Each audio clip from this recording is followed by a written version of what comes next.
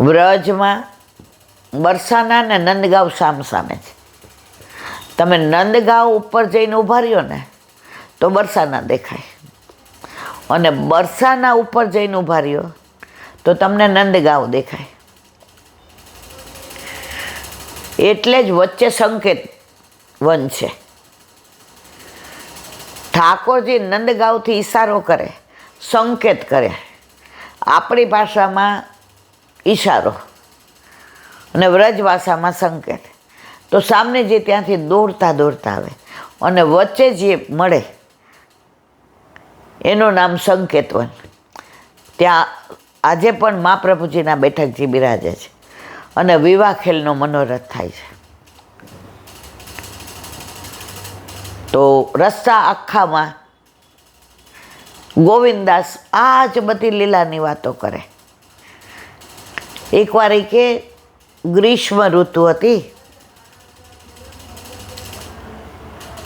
અને ઠાકોરજી બરાબર લાડલીજીને મળવા મેલમાં આવી રહ્યા હતા અને વચ્ચે જોયું તો પગલાં દેખાણા. તો પોતાનો ઉપરણો હતો એ ઉપર ઢાંકી દીધો, એ પગલાં ઉપર. તો નારદજી પાછળ હતા. એ કે પ્રભુ આવી ગ્રીષ્મ ઋતુ, આવો તડકો, અને આ કોના પગલા ઉપર આપે આપનો ઉપરનો ઢાંક્યો? નારદી તને ખબર ન પડે, ચાલ આગળ. નારદ કે દર વખતે મને વ્રજમાં કાંઈ પૂછો એટલે એમ જ કહો, તને ખબર ના પડે. પ્રભુના આજનું તો મને કેવું જ પડશે, આજની લીલા કંઈક અદ્ભુત છે. ઠાકોરજી કે ચાલ તને એક બીજી વાત. એ કે ને મારે બીજી વાત નથી કરવી. ઠાકોરજીના ચરણારવિંદ પકડી લીધા. તમે જ્યારે નિસાધન થઈ જાઓ ને ચરણ પકડી લ્યો ને એટલે પ્રભુ પછી નિસહાય થઈ જાય કે હવે મારે કેવું જ પડશે. આ ગોવિંદાસ વાતો કરે છે. કોને? પેલા યાત્રિકોની સાથે. કે સાંભળ નારદ, રાધાજી સામને જે એટલા કોમળ છે, એટલા કોમળ છે કે આજે મારે આવવામાં અવેર થઈ તો મારી વાટ જોતા જોતા અટારી આવી ગયા કે પધારે છે કે નહીં પ્રભુ. અટારીયાથી હું ના દેખાણો તો વચ્ચે આવી ગયા અને આમ કરીને જોવા ગયા ને સૂર્ય તપતો હતો તો એટલા કોમળ કે એમના ચરણારવિંદની છાપ પડી ગઈ. હવે ચરણારવિંદની છાપ પણ એટલી કોમળ છે કે એના ઉપર સૂર્ય પડે તો ત્યાં સામનેજીના ચરણમાં ગરમી લાગે. એટલે મેં મારો ઉપરનો ઢાંકી દીધો કે ચરણારવિંદને ઠંડક થઈ જાય તો ત્યાં મારા શ્યામનીજીને પ્યારીજીને પણ ચરણમાં કાંઈ તકલીફ ન થાય, શ્રમ ન પડે. આવી અનેક વાતો કરતાં કરતાં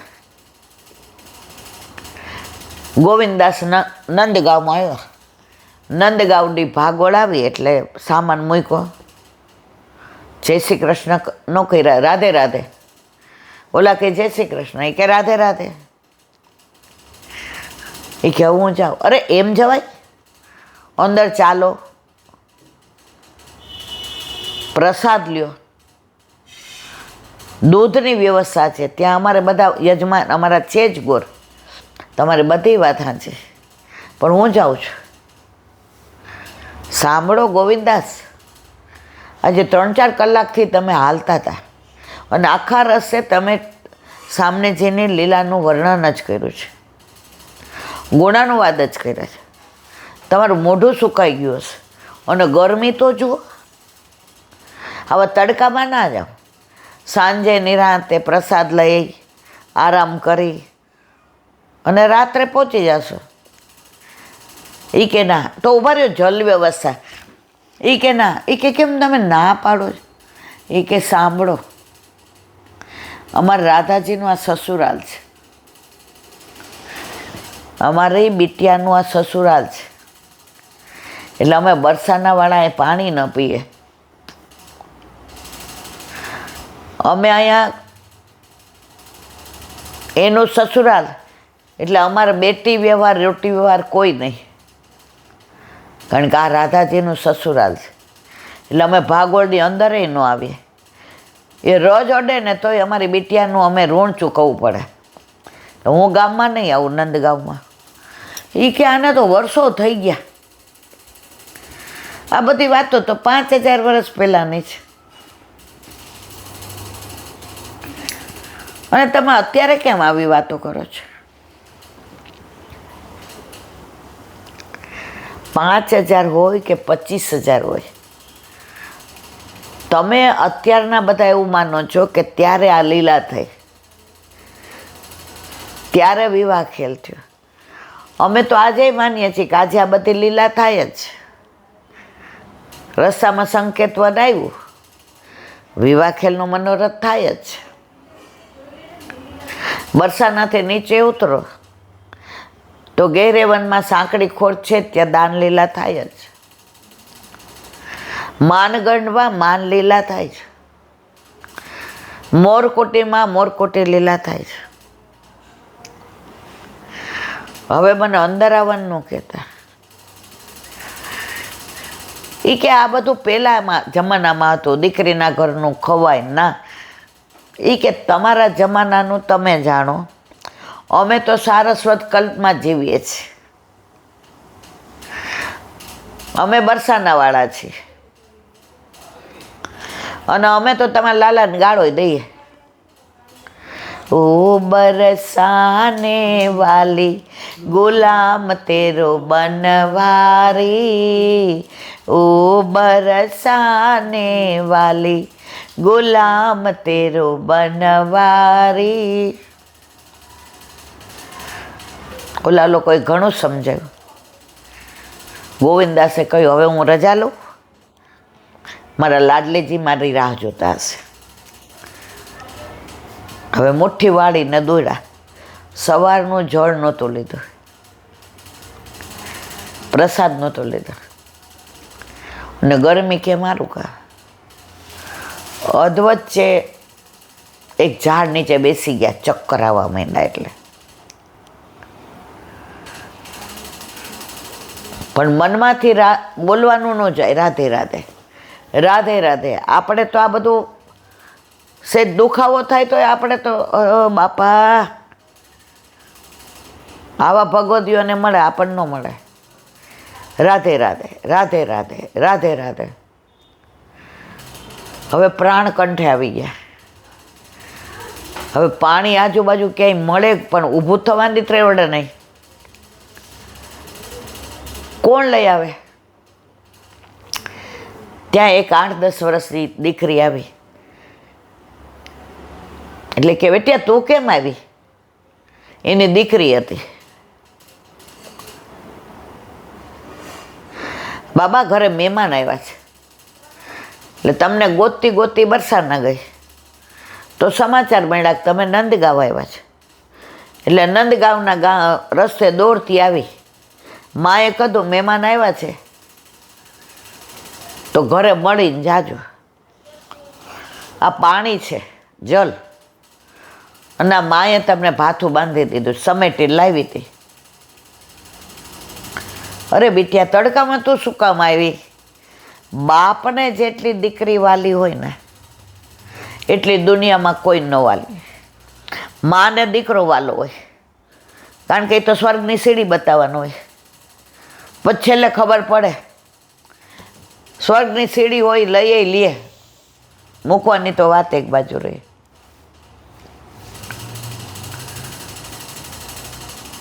બાબા મેં જાઉં?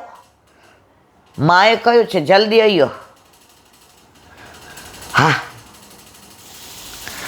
પણ એને એમ થાય કે મારી દીકરી આજ કેમ આટલી સરસ લાગે છે, આજ કેમ આટલી રૂપાળી લાગે છે.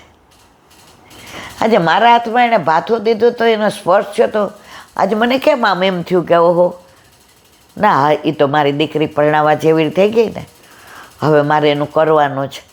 એટલે મને એનામાં બહુ આસક્તિ છે. એમ કરીને જળ પીધું અને પ્રસાદ લીધો, હાથ ખાસા કર્યા અને પછી ચાલતા ચાલતા ભૂલી ગયા ઘરે જવાનું છે. સીધા પગથિયા ચડી ગયા, અનોસર થવાની તૈયારીમાં હતી. સેન આરતી થઈ, લાડલીજી મંદ મંદ મુસ્કાતા હતા. એને એમ થયું કે આજે મારી દીકરી આવા વસ્ત્ર જ પહેર્યા હતા, ચોળી, ચણિયા ચોળી, ચુંદડી આ જ હતું. આજે મારી દીકરીએ મને એમ છે કે આ ડામડી પહેરી હતી, આ વેણી તો આવી જ. અરે ના, મારા મનમાં દીકરીનો જ ભાવ છે ને એટલે મને રાધાજીમાં દીકરી દેખાય છે. પૂજારીએ કહ્યું ચલો હવે અનોસર થવાનો સમય. સેન આરતી થઈ ગઈ. વળી લાડલીજી સામે જુએ, રાધાજી સામે જુએ.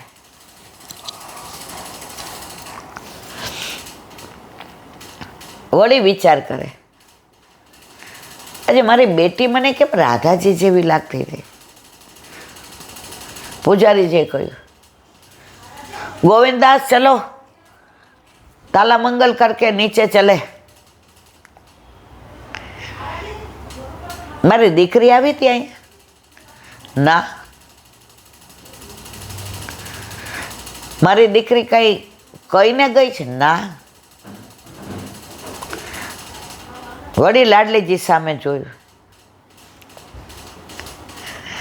આજે મને મારી દીકરીનું મુખારવિંદ કેમ લાડલીજી જેવું લાગે છે.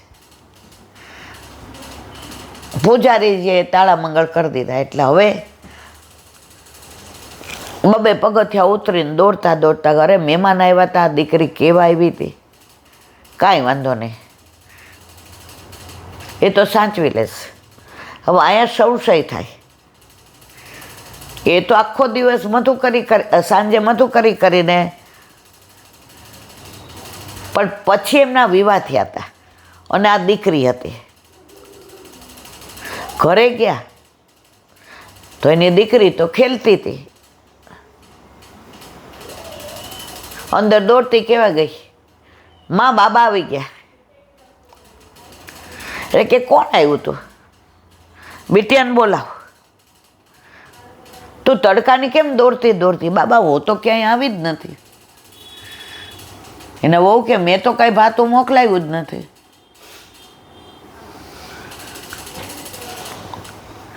ઘરમાં વાત ન કરે, જેનો જેટલી અધિકાર હોય ને એટલી જ વાત થાય.